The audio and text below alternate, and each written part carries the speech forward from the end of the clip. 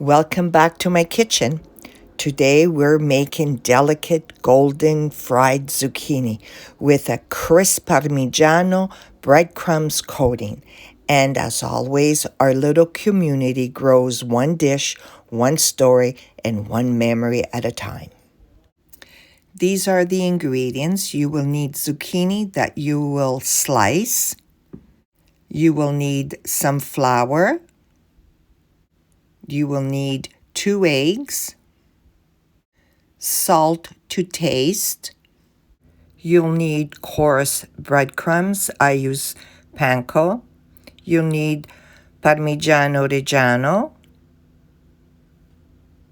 You can use whatever seasoning you like, but I use the pink pepper and lemon seasoning, which gives a really nice flavor to the breadcrumbs. Add salt to taste to the eggs, and you mix them well.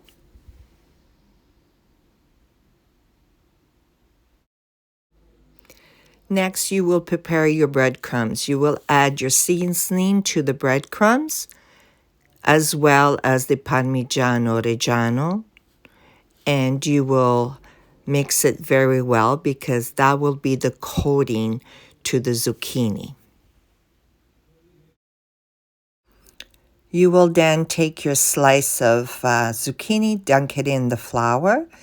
Then you will put it in your egg wash. And you will add it to your breadcrumbs that you will nicely make sure that it's all covered in even the sides of your zucchini. I will show you again your zucchini and the flour. You can shake some of it off in your egg wash and in your breadcrumbs, and you make sure you pack it well. They're beautiful as is, but we need to fry them up now. To know when my oil is nice and hot, I usually add a little bit of breadcrumbs and I can see it sizzling, so I know it's ready. It's an old-fashioned way. I still don't use the thermometer. I just do it the way my mom taught me. So now I'm adding the zucchini, and I would say good 3 to 4 minutes. You can turn them over. They're looking good.